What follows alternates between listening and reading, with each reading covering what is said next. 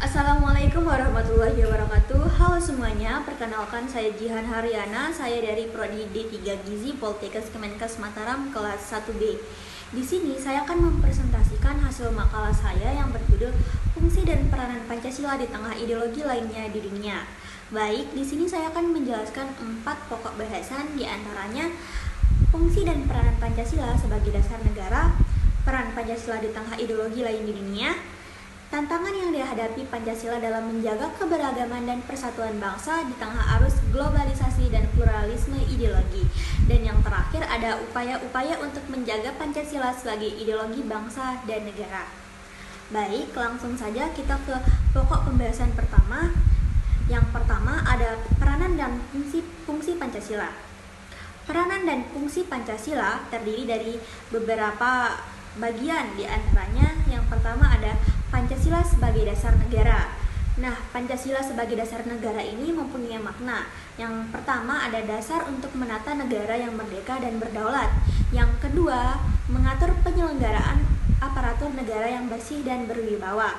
Dan yang ketiga ada menjadi arah dan petunjuk kehidupan bangsa Indonesia sehari-hari. Dan yang kedua ada Pancasila sebagai sumber hukum dasar nasional. Istilah baru dalam tata hukum Indonesia muncul setelah reformasi melalui TAP MPR nomor 3/2000 dan diubah menjadi UU nomor 10 tahun 2004 tentang pembentukan peraturan perundang-undangan. Yang ketiga ada sumber hukum tertulis dan tidak tertulis. Yang keempat ada Pancasila sebagai pandangan hidup bangsa atau yang sering kita sebut dengan way of life. Dan yang kelima ada Pancasila sebagai perjanjian luhur bangsa Indonesia. Maksudnya pada saat bangsa Indonesia bangkit untuk hidup sendiri sebagai bangsa yang merdeka, bangsa Indonesia telah sepakat untuk menjadikan Pancasila sebagai dasar negara.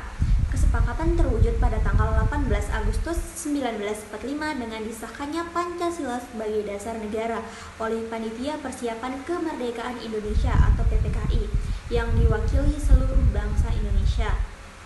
Yang keenam ada Pancasila sebagai ideologi negara, dan yang terakhir ada Pancasila sebagai pemersatu bangsa. Baik, langsung saja kita ke pokok pembahasan kedua, yaitu peran Pancasila di tengah ideologi lain di dunia. Pancasila merupakan ideologi yang mampu menjawab tantangan zaman dan tetap relevan di tengah perkembangan ideologi lain di dunia. Pancasila memiliki beberapa peran penting di tengah ideologi lain di dunia, antara lain yang pertama ada pemersatu dalam keberagaman. Pancasila menekankan dan penghargaan terhadap keberagaman suku, agama, dan budaya sebagai contoh bagaimana ideologi menyatukan masyarakat yang beragam. Yang kedua, ada dasar etika sosial. Dan yang ketiga, ada alternatif untuk ideologi ekstrem. Yang keempat, ada promotor demokrasi dan keterlibatan publik. Nah, Pancasila mendorong partisipasi aktif masyarakat dalam proses demokrasi melalui musyawarah dan mufakat. Dan yang kelima, ada pembangunan kesejahteraan sosial.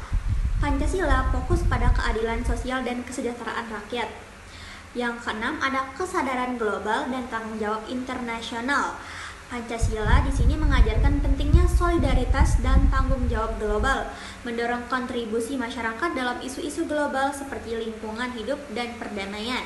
Dan yang ketujuh ada penimbangan ideologi liberal dan sosial.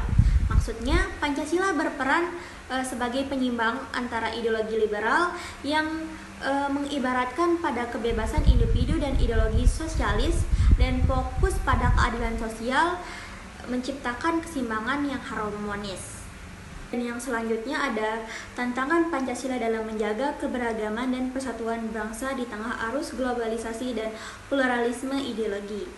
Pancasila sebagai ideologi dasar negara kesatuan Republik Indonesia berfungsi sebagai pedoman dalam menjaga keberagaman dan persatuan bangsa. Namun, di tengah arus globalisasi dan pluralisme ideologi, Pancasila menghadapi berbagai tantangan yang signifikan. Tantangan-tantangan ini perlu diidentifikasi dan diatasi agar nilai-nilai Pancasila tetap relevan dan efektif dalam menyatukan bangsa. Di sini tantangan-tantangan yang perlu kita hadapi itu diantaranya yang pertama ada radikalisasi dan ekstremisme. Nah, radikalisasi dan ekstremisme menjadi tantangan besar bagi Pancasila karena menyebabkan konflik sosial yang merusak kerukunan antar umat beragama, antar suku, dan mengancam persatuan bangsa. Contoh nyatanya adalah peningkatan tindakan terorisme di Indonesia, seperti serangan bom di Makassar pada bulan Maret 2021 yang menargetkan gereja. Yang kedua ada pengaruh ideologi global. Nah, globalisasi membawa ideologi baru yang tidak selaras dengan Pancasila, seperti liberalisme yang dapat bertentangan dengan nilai kolektivisme dan gotong royong. Dan yang ketiga ada kesenjangan sosial dan ekonomi. Ketimpangan ekonomi yang semakin meningkat mengancam prinsip keadilan sosial dalam Pancasila, menciptakan ketidakpuasan di masyarakat dan memicu konflik seperti yang terjadi selama pandemi COVID-19. Dan yang keempat ada nilai budaya. Nah, arus globalisasi dapat mengakibatkan perubahan nilai budaya yang cepat, mengancam nilai-nilai lokal yang kemudian memicu krisis identitas dan konflik identitas di masyarakat Indonesia. Dan yang terakhir ada politik identitas. Meningkatnya politik identitas di Indonesia dapat memecah belah masyarakat. Dan ini mengarah pada fragmentasi sosial dan bertentangan dengan prinsip persatuan dalam Pancasila, seperti dalam kasus pemilihan umum di Jakarta pada 2017. Dan yang terakhir ada upaya-upaya untuk menjaga Pancasila sebagai ideologi bangsa dan negara. Pancasila sebagai dasar negara Indonesia memiliki peran yang sangat penting dalam membentuk identitas, norma, dan nilai-nilai yang mengikat seluruh elemen masyarakat. Dalam menghadapi tantangan globalisasi dan pluralisme ideologi, diperlukan upaya-upaya yang berkelanjutan untuk menjaga Pancasila agar tetap relevan dan diinternalisasi oleh seluruh rakyat Indonesia.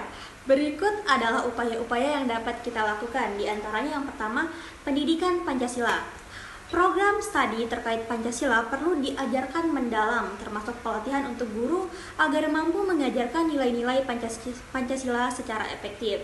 Dan yang kedua ada pendidikan tentang Pancasila juga harus dilakukan di luar sekolah melalui program latihan dan seminar untuk mengedukasi masyarakat.